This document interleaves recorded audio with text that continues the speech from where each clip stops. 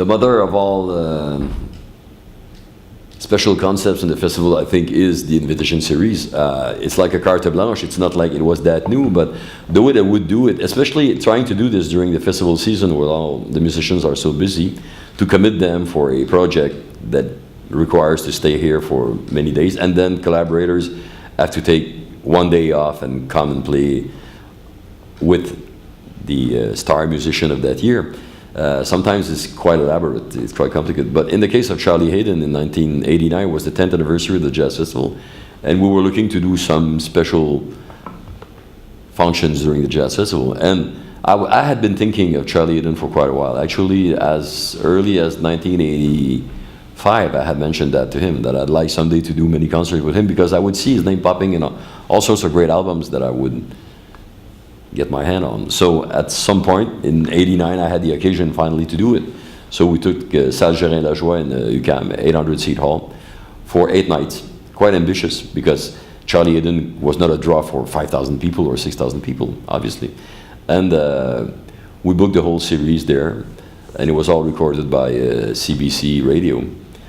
And most of the musicians that we wanted there came to play. So there was a night with Don Cherry and Ed Blackwell, there was a night with Jerry Allen, a night with Joe Anderson, a night with Pat Metheny, a night with Paul Bley, a night with Gonzalo Rubalcaba, Egberto Gismonti, and then the big Liberation Orchestra at the end of the series. So it made for a real portrait of Charlie Haden's musician and musicality.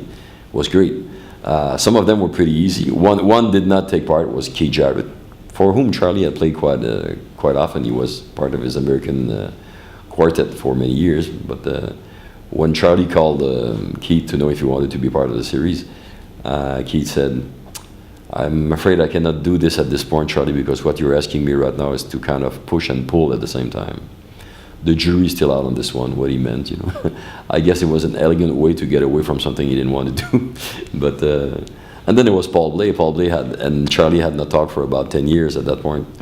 I think there was some, not 10 years, sorry, 20 years, in the late 60s until then.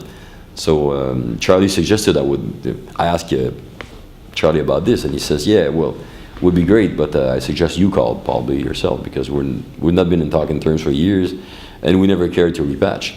So I called Paul Bley, and thought it was pretty funny that we called him to do a special pairing again, because we had quite a disastrous one with him and Chet Baker a few years before.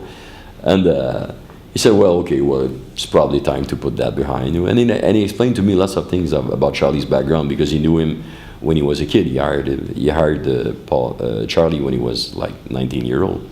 So we ended up doing the show, and the only particular thing with this was that Paul asked for, he said, the money, I'll trust you, but I want more than Charlie.